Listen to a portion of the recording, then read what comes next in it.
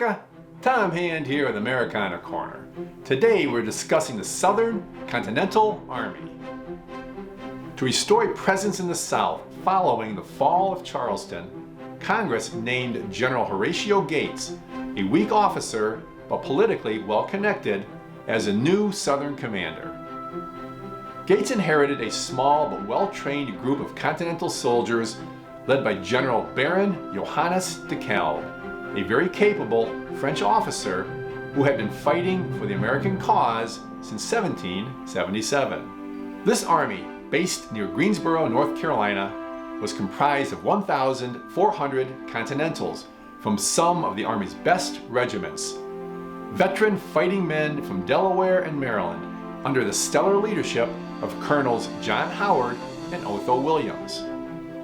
Sadly, due to the failure of Congress and the states to provide adequate provisions, this army was starving and waiting for reinforcements and supplies to catch up when Gates took command.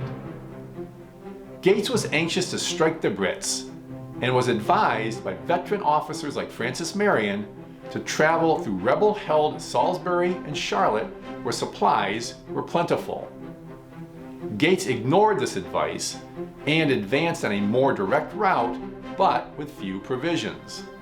In mid-August, North Carolina and Virginia militiamen joined Gates, and his force swelled to 3,500 men.